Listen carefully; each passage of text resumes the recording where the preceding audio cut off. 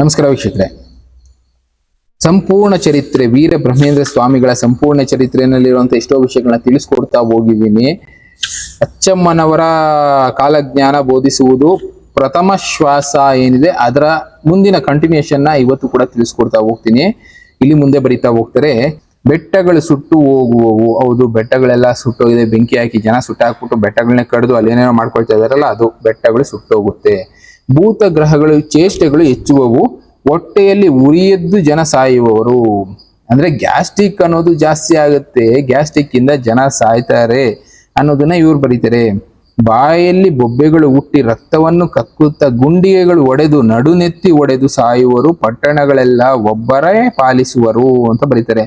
ಬಾಯಲ್ಲಿ ಬೊಬ್ಬೆ, ಬಾಯಿನ ಕ್ಯಾನ್ಸರ್ಗಳು ಬರ್ತಾ ಇದೆ, ರಕ್ತ ಕಕ್ತಾ ಇದಾರೆ. ಹೌದು, ಗುಂಡಿಗೆಗಳು ಹೊಡೆದು ಅಂದ್ರೆ ಹಾರ್ಟ್ ಅಟ್ಯಾಕ್ಗಳು ಜನಕ್ಕೆ ಬರ್ತಾನೆ ಇದೆ. ನಡುನೆತ್ತಿ ಒಡೆದು ಸಾಯುವರು. ಮಧ್ಯದ ತಲೆ ಹೊಡೆದು ಆಕ್ಸಿಡೆಂಟ್ಗಳಲ್ಲಿ ಜನ ಸಾಯ್ತಾ ಇರೋದ್ರ ಬಗ್ಗೆ ಅವಾಗಲೇ ಬರ್ದಿದ್ರು. ಅವಾಗ ಇಷ್ಟೊಂದೆಲ್ಲ ಗಾಡಿಗಳು ಇರ್ತಾ ಇರಲಿಲ್ಲ, ಗಾಡಿಗಳೇ ಇರ್ಲಿಲ್ಲ ಬಿಡಿಯಾಗ. ಅಂಥದ್ದು ನಡೆಯುತ್ತೆ ಅಂತ ಇದು 400 ವರ್ಷಗಳ ಮುಂಚೆ ಬರ್ತಿರುವಂಥದ್ದು. ಇನ್ನ ಮುಂದೆ ಬರೀತಾರೆ, ಪಟ್ಟಣಗಳನ್ನೆಲ್ಲ ಒಬ್ಬರೇ ಪಾಲಿಸುವರು ಅಂತ ಬರೀತಾರೆ. ಹೌದು, ಸಿಟಿಗಳನ್ನ ಒಬ್ಬೊಬ್ಬರೇ ಕಂಟ್ರೋಲ್ ಮಾಡ್ತಾ ಇದ್ದಾರೆ. ದೊಡ್ಡ ದೊಡ್ಡ ಸಿಟಿಗಳನ್ನ ಅಧಿಕಾರಿಗಳ ರೂಪದಲ್ಲಿ, ಇಲ್ಲ ಮಿನಿಸ್ಟ್ರಿಗಳ ರೂಪದಲ್ಲಿ, ಬೇರೆ ಬೇರೆ ರೂಪದಲ್ಲಿ ಕಂಟ್ರೋಲ್ ಮಾಡ್ತಾ ಇದ್ದಾರೆ. ಇತರೆ ದೇಶದವರು ಬಂದು ಭರತಖಂಡವನ್ನೆಲ್ಲ ಪಾಲಿಸುವರು. ಹೌದು, ಬೇರೆ ಬೇರೆ ದೇಶದವರು ಬಂದು ನಮ್ಮ ದೇಶನ ಪಾಲಿಸಿದ್ರು. ಅವರ ಪಾಲನೆಗೆ ಬಂದ ನಂತರ ಸರ್ವಮಾನವರು ವಿದ್ಯೆ ಕಲಿಯುವರು. ನವನಾಗರಿಕತೆಯು ಹೆಚ್ಚುವುದು. ಹೌದು, ಬ್ರಿಟಿಷರು ಬಂದು ಹೋಗಾದ್ಮೇಲೆ ಎಲ್ಲರೂ ವಿದ್ಯೆ ಕಲಿಯಕ್ಕೆ ಶುರು ಮಾಡಿದ್ರು. ನಾಗರಿಕತೆ ಅನ್ನೋದು ಇಲ್ಲಿ ಬೆಳೀತಾ ಹೋಯ್ತು. ವಿದ್ಯಾಜ್ಞಾನವು ಬಲಿತು ವರ್ಣಗಳೆಲ್ಲವೂ ಒಂದೇ ಆಗುವು. ಎಲ್ಲ ಯುಗದ ಪಾಲನೆಗಿಂತ ಈ ಪಾಲನೆಯು ಸರ್ವಜನಾನುಕೂಲವಾಗಿರುವುದು. ಇದು ಒಂದು ಒಳ್ಳೆ ಪಾಯಿಂಟ್ ಇಲ್ಲಿ ಸಿಕ್ಬಿಡ್ತು. ಇನ್ನ ಎತ್ತುಗಳಿಲ್ಲದೆಯೇ ಬಂಡಿಗಳು ನಡೆಯುವವು. ಹೌದು, ಎತ್ತುಗಳಿಲ್ಲದೆ ಬಂಡಿಗಳು ನಡೀತಾವೆ, ಕಾರ್ಗಳು, ಅದು ಇದು. ನೀರಿನಿಂದ ದೀಪಗಳು ಬೆಳಗುವು. ಹೌದು, ಅದು ಆಗ್ತಾ ಇದೆ. ಹೇಗೆ ಅನ್ನೋದಾದ್ರೆ ಹೈಡ್ರಾಲಿಕ್ ಪವರ್ ಪ್ಲಾಂಟ್ ಇಂದ ದೀಪಗಳು ಬೆಳಗ್ತಾ ಇದೆ. ಮೇಕೆಯು ಹುಲಿಯು ಒಂದೇ ಕೊಳದಲ್ಲಿ ನೀರು ಕುಡಿಯುವವು.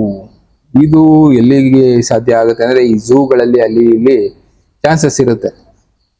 ಊರೂರಿಗೆ ಜನರು ಪರಸ್ಪರ ಕಲಹಗಳನ್ನಿಟ್ಟುಕೊಂಡು ಒಡೆದಾಡಿಕೊಂಡಾರು ಸಾಯುವವರು. ಇದಂತೂ ಕಣ್ಣು ಮುಂದೆ ದಿನನಿತ್ಯ ನೋಡ್ತಾ ಇದ್ದೀವಿ. ಕೊಗ್ಗೆ ಗಿಡಕ್ಕೆ ಏಣಿಗಳನ್ನು ಹಾಕಿಕೊಂಡು ಹತ್ತುವವರು ಹುಟ್ಟುವರು. ಇದು ಕೊಗ್ಗೆ ಗಿಡ ಅಂತ ಬರೆದಿದ್ದಾರೆ, ಸ್ಪೆಲ್ಲಿಂಗ್ ಮಿಸ್ಟೇಕ್ ಇದ್ರೂ ಇರ್ಬೋದು. ಗುರುದೇವ್ ಸರ್ ಅವರ ಬುಕ್ಕಲ್ಲಿ ಇದ್ದಿದ್ದು ತುಂಬೆ ಗಿಡ ಅಂತ ಇತ್ತು, ಇಲ್ಲ ನುಗ್ಗೆ ಗಿಡ ಅಂತಾನು ಹೇಳ್ಬೋದು. ನುಗ್ಗೆ ಗಿಡಕ್ಕೆ ಎಣಿ ಹಾಕೊಂಡು ಹುಟ್ಟವರು ಸ್ವಲ್ಪ ಕಷ್ಟನೇ. ನುಗ್ಗೆ ಗಿಡ ಈಸಿಯಾಗಿ ಮುಟ್ಕೊಂಡ್ಬಿಡ್ತಾರೆ, ಅದಕ್ಕೆ ಎಣಿ ಹಾಕೊಂಡು ಹತ್ತುವವರು ಹುಟ್ಟುವರು. ಇಲ್ಲ ತುಂಬೆ ಗಿಡ ಅಂದ್ರೆ ತುಂಬಾ ಕಷ್ಟ. ತುಂಬೆ ಗಿಡ ಹೆಚ್ಚೆಚ್ಚು ಅಂದ್ರೆ 2-2.5 ಅಡಿ ಇರುತ್ತೆ, ಅದಕ್ಕೆ ಎಣಿ ಹಾಕೊಂಡು ಹತ್ತುವಂತವ್ರು ಹುಡ್ತಾರೆ ಅಂತಾನು ಬರೀತಾರೆ. ಇನ್ನ ಮುಂದಕ್ಕೆ ಬರೀತಾರೆ, ಗಾಳಿಯಲ್ಲಿ ಆಕಾಶದಲ್ಲಿ ಹಾರುವವರು ಬರುವರು. ಈಗ ಹಾರಾಟ ಮಾಡ್ತಾ ಇದ್ದಾರೆ ಆಲ್ರೆಡಿ ಬಿಡಿ. ಕಮ್ಮಿ ಜಾತಿಯವರು ಆಚಾರವಂತರಾಗಿ ದೇವ ಬ್ರಾಹ್ಮಣರನ್ನು ನಿಂದನೆ ಮಾಡುವರು. ಕೆಳಗಡೆ ಮಟ್ಟದಲ್ಲಿರುವಂತ ಜಾತಿಗಳಲ್ಲಿ ಕೆಳಗಡೆ ಮಟ್ಟ ಅದು ಇದು ಮಾತಾಡ್ತಾರಲ್ಲ, ಅದರಲ್ಲಿರುವವರು ದೇವ ಬ್ರಾಹ್ಮಣರನ್ನ ದೂಷಿಸ್ತಾರೆ, ಬೈತಾರೆ. ದೇವ ನಿರ್ಮಾಣ, ದೇವತಾ ಪ್ರತಿಷ್ಠೆ, ದೇವತಾ ಪೂಜೆ ಮಾಡುವವರು ದರಿದ್ರರಾಗಿರುವರು. ಇದೊಂದು ಮಾತು ನೋಡಿ, ಯಾರು ದೇವರುಗಳನ್ನ ಪ್ರತಿಷ್ಠಾಪನೆ ಮಾಡ್ತಾರೆ, ದೇವತೆಗಳನ್ನ ಪೂಜೆ ಮಾಡ್ತಾರೆ ಅಂದ್ರೆ ಯಾರ ಬಗ್ಗೆ ಬರೆದಿದ್ದಾರೋ ನನಗಂತೂ ಅಷ್ಟೊಂದು ಐಡಿಯಾ ಇಲ್ಲ. ದೇವರನ್ನ ನಿರ್ಮಾಣ ಮಾಡ್ತಾರೆ ಅಂದ್ರೆ ಶಿಲೆಗಳನ್ನ ಕೆತ್ತಿ ನಿರ್ಮಾಣ ಮಾಡ್ತಾರಲ್ಲ ಅವರು, ದೇವತೆಗಳನ್ನ ಪ್ರತಿಷ್ಠಾಪನೆ ಮಾಡೋರು, ದೇವತೆಗಳನ್ನ ಪೂಜೆ ಮಾಡೋರು ದರಿದ್ರರಾಗಿರ್ತಾರೆ ಅಂತ ಮೆನ್ಷನ್ ಮಾಡ್ತಾರೆ. ವಿಜಯನಗರವು ಕೆಲವು ದಿನಗಳು ಪೂಜನೀಯದಲ್ಲಿದ್ದು ಮತ್ತೆ ಕೆಲವು ದಿನಗಳು ಕೆಟ್ಟು ಹೋಗುವು. ಆ ಕಾಲದಲ್ಲಿದ್ದಂಥ ವಿಜಯನಗರ ಇವರಿದ್ದಂಥ ಕಾಲ, ಆ ವಿಜಯನಗರ ಪೂರ್ತಿಯಾಗಿ ಹಾಳಾಗುತ್ತೆ ಅಂತ ಬರೀತಾರೆ. ಕಾಶಿ ಪಟ್ಟಣವು 40 ದಿನಗಳು ಹಾಳು ಬೀಳುವುದು. ಕುರುಕ್ಷೇತ್ರದಲ್ಲಿ ಜನರ ಗುಂಪು ಗುಂಪಾಗಿ ಕೂಡಿ ಕಡಿದುಕೊಂಡ ಸಾಯುವರು. ಕೊಂಡವೀಡು ಎಂಬ ಗ್ರಾಮವನ್ನು ವಿಷ್ಣು ಭಕ್ತರು ಆಳುವರು ಅಂತಾನೆ ಬರೀತಾರೆ. ಗೋದಾವರಿಯಲ್ಲಿ ಉದಕವು 12 ದಿನ ಸವೆದು ಹೋಗುವುದು, ನಂತರ ಉಕ್ಕುವುದು. ಕಾಳ ಹಸ್ತೇಶ್ವರನ ಸಮ್ಮುಖದಲ್ಲಿ ದ್ವಾರಪಾಲಕನ ಮುಹೂರ್ತದಲ್ಲಿ ಗುದ್ದಿಕೊಳ್ಳುವರು, ಅಂದ್ರೆ ಒಡೆದಾಡ್ತಾರೆ. ವೆಂಕಟೇಶ್ವರನ ಬಲಭುಜವು ಅದರುವುದು.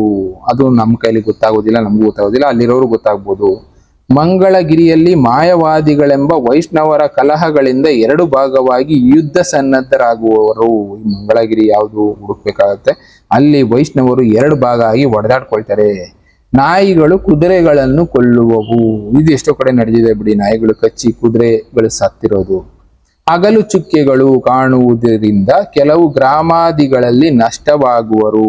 ಅಂದ್ರೆ ಬೆಳಗ್ಗೆ ಹೊತ್ತು ಧೂಮಕೇತುಗಳು ಕಾಣಬಹುದು, ಇಲ್ಲ ನಕ್ಷತ್ರಗಳು ಕಾಣಬಹುದು. ಇದರಿಂದ ಗ್ರಾಮಗಳಿಗೆ ತೊಂದರೆ ಆಗುತ್ತೆ, ಗ್ರಾಮಗಳೇ ಕೊಚ್ಚಿ ಹೋಗುವಂತ ಪರಿಸ್ಥಿತಿ ಬರುತ್ತೆ.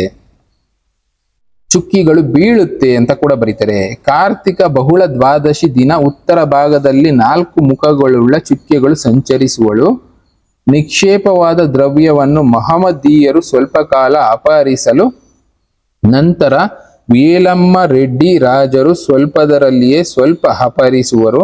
ಮಲಯಾಳದಲ್ಲಿ ಮಂದಪಾಲನು ಮನುಜರೊಂದಿಗೆ ಮಾತನಾಡುವನು ಅಂತ ಬರೀತಾರೆ. ಇಲ್ಲಿ ದ್ರವ್ಯ, ಬಂಗಾರ ಇಂಥದ್ದನ್ನೆಲ್ಲ ಮೊಹಮ್ಮದೀಯರು ಅಪಹರಿಸ್ತಾರೆ ಅಂತ ಹೇಳ್ತಾರೆ. ಸ್ವಲ್ಪ ಕಾಲ ಅಂದ್ರೆ ನಮ್ಮ ದ್ರವ್ಯ, ನಮ್ಮ ಸ್ವಂತ ಸ್ವತ್ತನ್ನ, ದುಡ್ಡನ್ನ, ಇಲ್ಲ ಚಿನ್ನಾಭರಣಗಳನ್ನ ಇವರು ಅಪಹರಿಸ್ತಾರೆ. ತಿರುಪತಿಗೆ ಹೋಗುವ ಮಾರ್ಗವು ತಡೆಯಾಗುವುದು, ಅಲ್ಲಿಗೆ ಜನ ಓಡಾಡದೆ ಇರೋಗೆ ತಡೆ ಹಿಡಿತಾರೆ. ಹೌದು, ಈಗ ಎಷ್ಟೋ ಜನಕ್ಕೆ ಆ ಥರದ್ದೆಲ್ಲ ನಡೀತಾ ಇದೆ ಬಿಡಿ.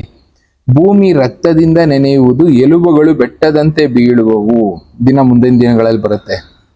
ಭೂತ ಪ್ರೇತ ಪಿಶಾಚಾದಿ ಗ್ರಹಗಳು ಕೋಲಾಹಲವಾಗಿ ಆಡುವವು. ಪ್ರಜೆಗಳು ಓ ಎಂದು ಅರಚುವರು, ಕಾಗೆಗಳು ವಿಕಾರ ಸ್ವರದಲ್ಲಿ ಅರಚುವವು. ನರಿಗಳು ಕ್ಷಣಕ್ಕೂ ದಿನಕ್ಕೂ ಹೆಚ್ಚು ಅರಚುವುದರಿಂದಲೇ ಕೆಲವರು ನಷ್ಟವಾಗುವರು. ಅಂದ್ರೆ ಜನ ಸಾಯ್ತಾರೆ, ಭಯದಲ್ಲೇ ಸತ್ತೋಗ್ತಾರೆ ಜನ. ನರಿ ಅರಚ್ತಾ ಇದೆ, ನರಿ ಅಳ್ತಾ ಇದೆ, ನಾಯಿ ಅಳ್ತಾ ಇದೆ, ಕಾಗೆ ಅಳ್ತಾ ಇದೆ ಅಂತ ಜನ ಎಷ್ಟೋ ಭಯದಲ್ಲೇ ಸತ್ತೋಗ್ತಾ ಇದ್ದಾರೆ. ಕೊಂಡವೀಡು ಎಂಬ ಗ್ರಾಮದ ಉತ್ತರ ದಿಕ್ಕಿನಲ್ಲಿ ಗರುಡ ಸ್ತಂಭವು ಬೀಳುವುದರಿಂದ ಕೆಲವರು ನಷ್ಟವಾಗುವರು. ಕೊಂಡವೀಡಿನಲ್ಲಿ ಗರುಡ ಗಂಬ ಬಿದ್ದೋಗುತ್ತೆ ಅನ್ನೋದ್ರ ಬಗ್ಗೆನೂ ತಿಳಿಸ್ತಾ ಹೋಗಿದ್ದಾರೆ.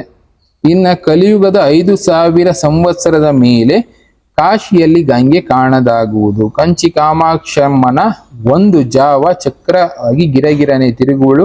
ಬಿಳಂ ಕಾಮಾಕ್ಷಿ ರಕ್ತವನ್ನು ಕಕ್ಕುವಳು. ಬೇವಿನ ಮರದಲ್ಲಿ ಅಮೃತ ಸುರಿಯುವುದು. ಈ ವಿಷಯಗಳನ್ನೆಲ್ಲ ಮೊದಲೇ ನಾನು ಪ್ರೀವಿಯಸ್ ಪ್ರೋಗ್ರಾಮ್ಗಳಲ್ಲೂ ತಿಳಿಸಿದ್ದೀನಿ. ಇನ್ನು ಮಾರ್ಚಾಲೆ ಎಂಬ ಗ್ರಾಮದಲ್ಲಿ ರಾಜರೆಲ್ಲರೂ ಒಬ್ಬ ಮಧುವತಿಯಿಂದ ಹತರಾಗಿ ಹೋಗುವರು. ಒಬ್ಳು ಹುಡುಗಿಯಿಂದ ರಾಜರು ಹತರಾಗ್ತಾರೆ. ನಂತರ ಮಾಚೆ ಎಂಬ ಗ್ರಾಮದ ಚೆನ್ನಕೇಶವ ಸ್ವಾಮಿಯ ಮಹಿಮೆಯು ಕಡಿಮೆಯಾಗಿ ಹೋಗುವವು. ಕಾರೆಂಪುಡಿ ಎಂಬ ಗ್ರಾಮದಲ್ಲಿ ಕಲಹಗಳು ಅತಿಯಾಗುವುದರಿಂದ ರಾಜರು ಹತರಾಗುವರು. ಗಾಳಿ ಮಳೆಗಳಿಂದ ಶ್ರೀಶೈಲದ ದಕ್ಷಿಣಕ್ಕೆ ಗುಂಡುಗಳು ಉಳುವವು. ಇದನ್ನು ತೋರಿಸಿದ್ದೀನಿ ಪ್ರೀವಿಯಸ್ ಪ್ರೋಗ್ರಾಮ್ಗಳಲ್ಲಿ. ಲ್ಯಾಂಡ್ ಸ್ಲೈಡ್ ಆಗಿರೋದು. ರಕ್ತದ ಮಳೆ ಸುರಿಯುವುದು, ಇದನ್ನು ತೋರಿಸಿದ್ದೀನಿ. ಬಂಡೆಗಳು ಒಡೆದು ಆಕಾಶದಲ್ಲಿ ಹದ್ದುಗಳಂತೆ ಕಾಗೆಗಳಂತೆ ಹಾರಾಡುವವು. ಕಲ್ಲಿನ ಗುಂಡಿಗಳಲ್ಲಿ ಕೀವು ರಕ್ತ ಬರುತ್ತೆ. ಇಷ್ಟೋ ವಿಷಯಗಳು ಪ್ರೀವಿಯಸ್ ಪ್ರೋಗ್ರಾಮ್ಗಳನ್ನ ನಾನು ಆಲ್ರೆಡಿ ತಿಳಿಸ್ಕೊಟ್ಟದ ಹೋಗಿದ್ದೀನಿ. ಇನ್ನು ಮುಸ್ತುವಾರದ ಮಕ್ಕಳು ಮಾತನಾಡುವರು. ಆಕಾಶದಲ್ಲಿ ಬೆಂಕಿ ಹೊಗೆ ಹುಟ್ಟುವುದು. 6 ಮತಗಳು ಒಂದಾಗುವವು. ಆಹಾ ಎಂಬ ಧ್ವನಿಗಳು ಶಬ್ದಗಳು ಹುಟ್ಟುವು. ಅಕಾಲ ರಾತ್ರಿಯಲ್ಲಿ ಗಣಗಣ ಗಂಟೆನಾದ ಶಂಕನಾದ ಕೇಳಿ ಬರುತ್ತೆ. ಒಬ್ಬರ ಸುತ್ತನ್ನು ಮತ್ತೊಬ್ಬರು ಅಪಹರಿಸ್ತಾರೆ. ಒಬ್ಬರ ಹೆಂಡತಿ ಮತ್ತೊಬ್ಬರು ಪಾಲಾಗ್ತಾಳೆ. ನನ್ನ ಪ್ರಭಾವವನ್ನು ಹೇಳಿಕೊಳ್ಳುವರು. ಪುಣ್ಯವಾದಿಗಳು ನನ್ನ ಪ್ರಭಾವಗಳನ್ನು ಹೇಳಿಕೊಳ್ಳುವರು. ಪುಣ್ಯ ಸ್ತ್ರೀಯರು ಪುಣ್ಯ ಪುರುಷರು ಬದುಕುವರು. ಪುಣ್ಯ ಸ್ಥಳಗಳು ಕೆಟ್ಟು ಹೋಗುವು. ನಿಕ್ಷೇಪಗಳು ಬಯಲಾಗುವವು. ಇಲ್ಲಿಂದ ಶುರು ಆಗುತ್ತೆ. ಅಂದ್ರೆ ಎಲ್ಲೆಲ್ಲಿ ನಿಧಿ ನಿಕ್ಷೇಪ ಇರುತ್ತೆ ಅದೆಲ್ಲ ಆಚೆ ಬರ್ತಾ ಹೋಗುತ್ತೆ. ಈಗ ಸಿಗ್ತಾ ಇರೋದೆಲ್ಲ ನಿಧಿಗಳೇ ಲೆಕ್ಕನೇ. ಎಷ್ಟೋ ಕಡೆ ಸಿಗ್ತಾ ಇದಾವೆ, ಇನ್ನ ಮುಂದೆ ಇನ್ನ ಜಾಸ್ತಿ ಆಗ್ತೇವೆ ಅಂತ ಬರೀತಾರೆ. ನಿಧಿ ಅಂದ್ರೆ ಅದು ಒಂದೇ ಅಲ್ಲ, ಚಿನ್ನ ಆಗ್ಬೋದು, ಭಂಡಾರ ಆಗ್ಬೋದು, ಇಲ್ಲ ಈಗ ನಾವು ಬಳಸಿರೋ ಕಲ್ಲಿದ್ದು ಪೆಟ್ರೋಲ್, ಅದೆಲ್ಲ ಕೂಡ ನಿಧಿನೇ, ದುಡ್ಡಿನ ರೂಪದಲ್ಲಿ ಬರುವಂತದ್ದು ಮುಂದೆ. ವೆಂಕಟಾಚಲದಲ್ಲಿ ಮಹಮ್ಮದೀಯರು ಚಾಂಡಾಲರು ಪೂಜೆ ಮಾಡುವರು. ಇಲ್ಲಿ ಮುಸ್ಲಿಮ್ಸು ಮತ್ತೆ ಚಾಂಡಾಲರು ಅಂತ ಕರೆದ್ರೆ ನನಗೆ ಗೊತ್ತಿರೋ ಹಂಗೆ ಮಟನ್ ಇದನ್ನೆಲ್ಲ ಕಟ್ ಮಾಡೋರು ಅಂತವ್ರನ್ನ ಕರೀತಾರೆ. ಇನ್ನ ಬಿಟ್ರೆ ಸ್ಮಶಾನದಲ್ಲಿರೋ ಕೆಲವೊಬ್ರನ್ನ ಕರೀತಾರೆ. ಒಬ್ಬೊಬ್ರು ಒಂದೊಂದು ರೀತಿ ಕೆಲವಷ್ಟು ಕನ್ಫ್ಯೂಷನ್ಗಳಿರುತ್ತೆ. ಅಂತವರು ವೆಂಕಟಾಚಲದಲ್ಲಿ ಪೂಜೆ ಮಾಡ್ತಾರೆ. ತಿರುಪತಿಯಲ್ಲಿ ಮೊಹಮ್ಮದೀಯರು ಪೂಜೆ ಮಾಡ್ತಾರೆ. ವೆಂಕಟೇಶ್ವರನ ಸ್ವತ್ತನ್ನ ಆಭರಣನ ದೋಚಿದರೆ ಆ ದಿವ್ಯ ಕ್ಷೇತ್ರದಲ್ಲಿ 4 ಜನ ದುಷ್ಟ ಈ ತಿರುವಳ್ಳೂರು ವೀರರಾಘಸ್ವಾಮಿಗೆ ತಿರುಹೋಣಂ ಎಂಬ ಉತ್ಸವ ಪೂಜಾದಿಗಳನ್ನು ಮಾಡುವರು. ಇದ್ರ ಬಗ್ಗೆನೂ ತಿಳಿಸಿದ್ದೀನಿ. ಆಗ ಬಿಂದಿಗೆ ಬೆವರು ಹರಿಯುವುದು. ಕೃಷ್ಣ ಗೋದಾವರಿಗಳ ಮಧ್ಯೆ ಗೋವುಗಳು ಗುಂಪಾಗಿ ಸೇರಿ ಬಹುವಾಗಿ ಸಾಯುವು. ಒಬ್ಬರನ್ನೊಬ್ಬರು ಹಿಡಿದುಕೊಂಡು ಕಾಡು ಪಾಲಾಗುವರು. ಶೀತೋಷ್ಣ ಜ್ವರಗಳಿಂದ ಜನರು ನಶಿಸುವರು. ಕೃಷ್ಣಾ ನದಿಯ ಮಧ್ಯೆ ಬಂಗಾರ ರಥ ಕಾಣುವುದು. ಆಮೇಲೆ ಶಿಲಾ ವಿಗ್ರಹಗಳು ಭಿನ್ನವಾಗಿ ಹೋಗುವವು. ಕರ್ನಾಟಕ ದೇಶದಲ್ಲಿ ಮಹಮ್ಮದೀಯರಿಂದ ದೇವಾಲಯಗಳು ಶಿಲಾ ವಿಗ್ರಹಗಳು ಭಿನ್ನವಾಗಿ ಹೋಗುವು. ಶಿಲಾಧಾರವಾದ ರಕ್ತ ಅಕಸ್ಮಾತಾಗಿ ಮುರಿದು ಬೀಳುವುದು, ದೇವ ಬ್ರಾಹ್ಮಣರ ಆಚಾರ ಶೂನ್ಯರಾಗಿ ಹೋಗುವರು, ತಿನ್ನುವುದಕ್ಕೆ ತಿಂಡಿಯೂ ಸಿಗದೆ ಕೊರಗುವಂತಾಗುವುದು. ಶ್ರೀಶೈಲ ಭ್ರಮರಾಂಬೆ ಮುಖದಲ್ಲಿ 2 ತಲೆಯ ಬಂಗಾರದ ಮೊಸಳೆ ಕಂಡು ನಂತರ ಭ್ರಮರಾಂಬೆಯಲ್ಲಿ ಐಕ್ಯವಾಗುವುದು. ಚಕ್ರಹಿತ ಸಂಭವನಾದ ಪರಮಹಂಸ ಉದಯಗಿರಿ ಶಿಖರಾಗ್ರಕ್ಕೆ ಅಮಾವಾಸ್ಯೆ ದಿನ ಹತ್ತಿದಾಗ ಪ್ರಜೆಗಳು ಚಂದ್ರಗ್ರಹಣೆಂದು ಭ್ರಷ್ಟಪಡುವರು. ಶಿವ ವೈಷ್ಣವ ದೇವಾಲಯಗಳಲ್ಲಿ ರಕ್ತವು ಹುಟ್ಟುವುದು. ಇದು ಆಗೋಗಿದೆ, ರೀಸೆಂಟ್ ಆಗಿ ತಿಳಿಸಿದ್ದೆ. ಪೂರಿ ಜಗನ್ನಾಥ ಟೆಂಪಲ್ ಅಲ್ಲಿ ಕೂಡ ಇಂಥದ್ದು ನಡೆದಿತ್ತು. ಆಕಾಶದಿಂದ 2 ಬಂಗಾರದ ಹಂಸಗಳು ಬಂದು ವನಗಳಲ್ಲಿ ಪುರಗಳಲ್ಲಿ ಸಂಚರಿಸುವ, ಅವುಗಳನ್ನು ಹಿಡಿಯೋಕ್ಕೆ ಹೋಗಿ ಜನ ಕಣ್ಣು ಕಾಣದೆ ಗಿರಗಿರನೆ ತಿರುಗುತ್ತಾ ಲಕ್ಷೋಪಲಕ್ಷ ಜನ ಸಾಯುವರು. ಮುಂದೆ ಯೋಜನಾ ಪ್ರಮಾಣದ ಅಗಲದಲ್ಲಿ ಕಾಣುವುದು, ಬೆಟ್ಟ ಗುಡ್ಡಗಳು ಗಣಗಣ ಶಬ್ದ ಮಾಡುವುದು, ದಿನಕ್ಕೂ ಆಶ್ಚರ್ಯ ಹೆಚ್ಚುವುದು, ದೇವ ರಹಸ್ಯ ಅನೇಕವಿರುವವು ಅಮ್ಮ ತಿಳಿದುಕೋ ಅಂತ ಇಂಥ ವಿಷಯಗಳನ್ನ ಇಲ್ಲಿ ವೀರಬ್ರಹ್ಮೇಂದ್ರ ಸ್ವಾಮಿಗಳು ಅಚ್ಚಮ್ಮನವರಿಗೆ ತಿಳಿಸಿದಂತ ವಿಷಯಗಳು. ಇದನ್ನು ಓದಿದವರಿಗೆ, ನಂಬಿ ಪೂಜಿಸಿದವರಿಗೆ, ಅಂದ್ರೆ ಒಳ್ಳೆ ದಾರಿನಲ್ಲಿ ಧರ್ಮದ ಹಾದಿನಲ್ಲಿ ಓದೋರಿಗೆ ಪುಣ್ಯನೂ ಸಿಗುತ್ತೆ. ಆದಷ್ಟು ಅಂತ ಪುಣ್ಯದ ಹಾದಿನಲ್ಲಿ ನೀವು ಕೂಡ ಹೋಗಿ ಅಂತ ತಿಳಿಸ್ತಾರೆ. ಇನ್ನ ಈ ತರದ್ದು ಎಷ್ಟೋ ಪಾಯಿಂಟ್ಗಳು ಇದ್ರಲ್ಲಿ ಮೆನ್ಷನ್ ಮಾಡ್ಕೊಂಡು ಹೋಗಿದ್ದಾರೆ. ಮುಂದಿನ ಭಾಗದಲ್ಲಿ ತಿಳಿಸ್ಕೊಡ್ತಾ ಹೋಗ್ತೀನಿ. ಥ್ಯಾಂಕ್ ಯು, ಮತ್ತೆ ಸಿಗ್ತೀನಿ. ಬಾಯ್.